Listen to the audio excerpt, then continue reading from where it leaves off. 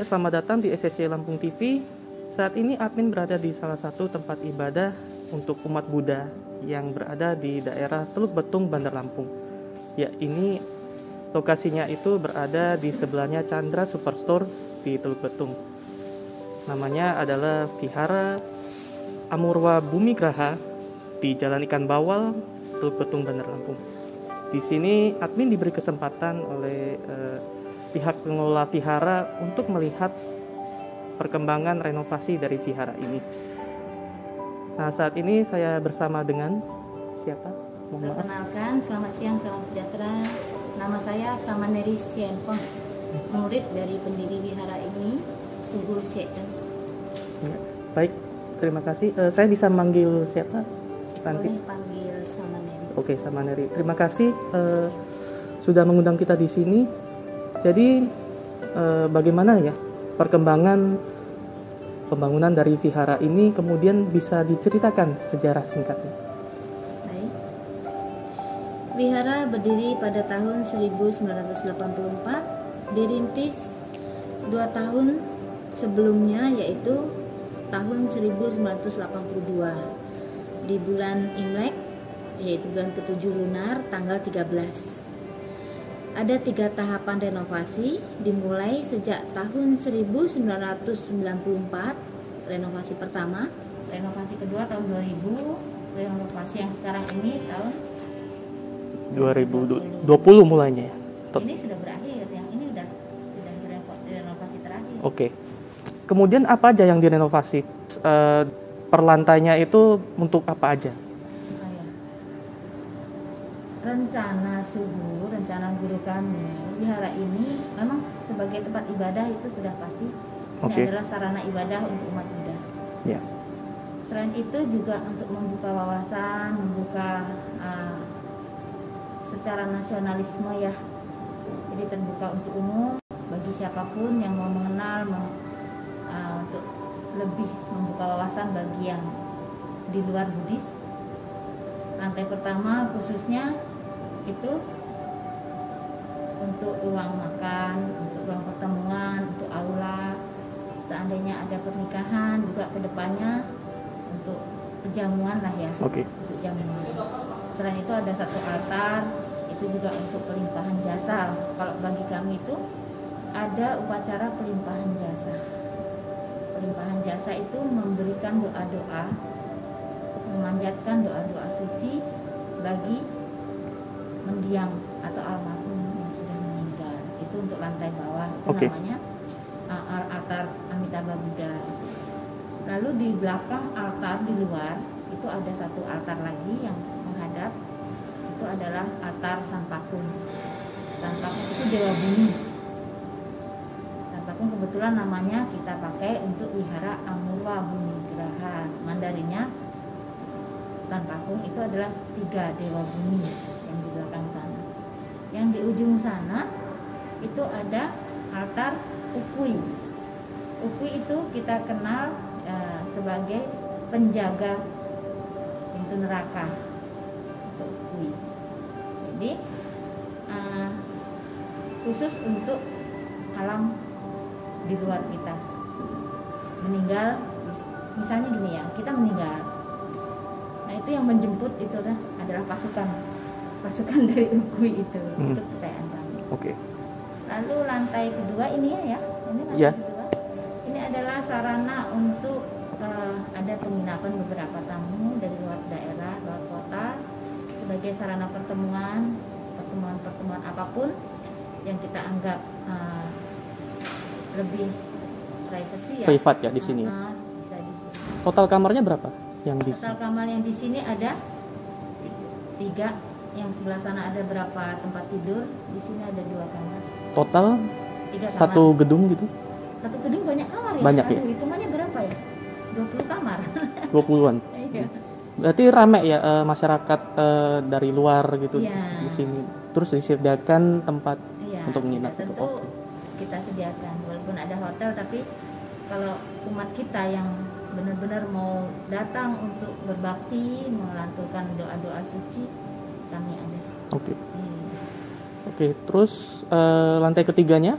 Lantai ketiga kita ruang utama untuk kebaktian, kegiatan sekolah minggu, kegiatan muda-mudi, kegiatan kebaktian umum, itu semua tempat kebaktian utamanya di lantai 3. Betul. Oke. Mungkin tahu progres saat ini berapa persen pembangunan dari?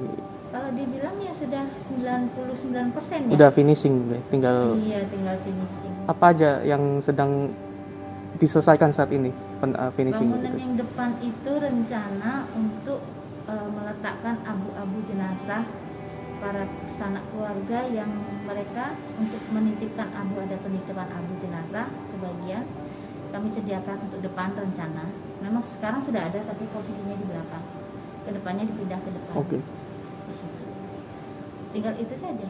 Perapihan sama lift. Iya. Oh ya, pembangunan lift juga. Oke.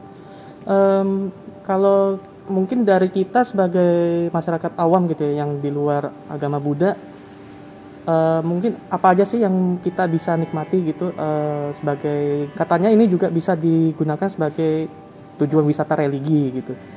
Apa aja yang mungkin bisa dinikmati, terus ada mungkin kayak larangan-larangan untuk tidak ke tempat tertentu gitu. Gimana aja? Kami membuka memang untuk wisata itu sebagai wawasan bagi kalian semua yang ingin mengerti ya, ingin mencari tahu apa sih Buddha, ajaran Buddha itu, apa sih wihara itu. Nah, kami agar umat di luar yang non-Buddhis ya, jadi kesannya tidak terlalu vakum bahwa ini bangunan Buddha. Oh kok begini, kan biasanya pada umumnya kan catnya merah kan gitu ya. Yang saat ini guru kami mengambil tema Eropa klasik. Itu perpaduan dari negara Eropa dengan nasional juga, Indonesia juga, terus sebagian dari Chinese. Makanya ada bahasa Eropa klasik. Kebanyakan memang bangunan ini Eropa, secara globalnya kan banyakan yang Eropa. Jadi klasiknya yaitu dari campuran tradisi Indonesia, tradisi Chinese. Iya. Jadi saya lihat menarik sih konsepnya. Kita tahu akhirnya mungkin kita masyarakat awam kurang tahu gitu, kurang paham.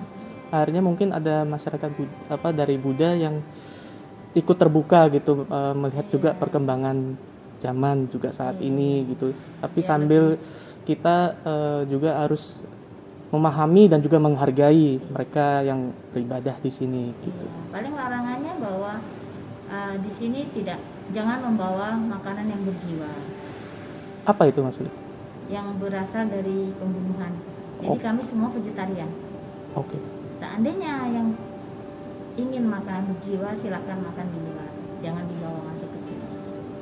Itu manusia hewan atau semua hewan gitu? Yang berjiwa. Iya, kami vegetarian semua. Guru kami mengajarkan kami untuk vegetarian, jangan ada pembunuhan atau makanan yang berasal dari makhluk yang berjiwa, itu tidak boleh dibawa masuk.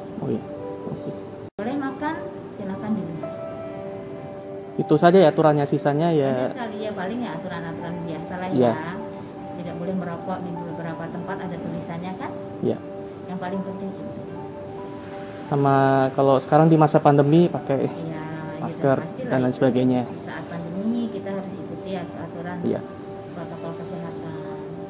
Sebenarnya saya bisa tambahkan? Boleh. Kami di sini mempunyai, ini semua terjadi bukan begitu saja. Bahwa kami terjadinya wihara ini karena sosok guru kami, pembimbing kami yang begitu mulia hatinya, yang benar-benar mencurahkan hidupnya untuk kami semua, bukan hanya Buddhis tapi non Buddhis juga.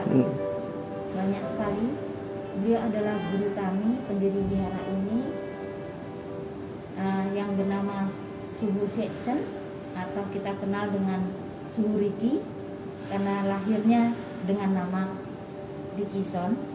Semua ini adalah prakarsa dari guru kami, perjuangan guru kami untuk menyatukan, membuka wawasan kita bahwa keindahan bertoleransi itu sangat penting kita terapkan, kita kembangkan Jadi makanya dibukalah wihara itu ini menjadi sarana wisata.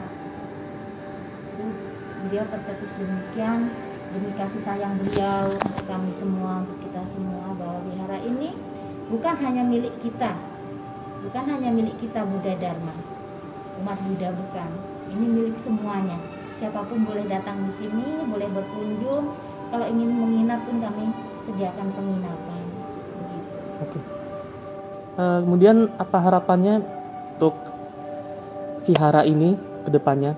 Terus mungkin ada ajakan kepada masyarakat sekitar, masyarakat umum pada saat nanti ini akhirnya dibuka untuk umum.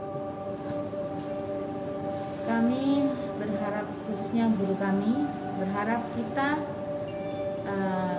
ke depannya antara semua umat beragama bersatu padu untuk kedamaian, khususnya perdamaian di negara kita Indonesia.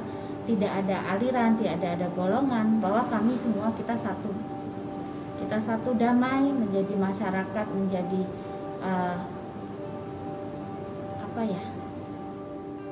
makhluk bumi gitu ya, iya, damai sebagai manusia individu, dan sekaligus kan kita menjadi manusia sosial.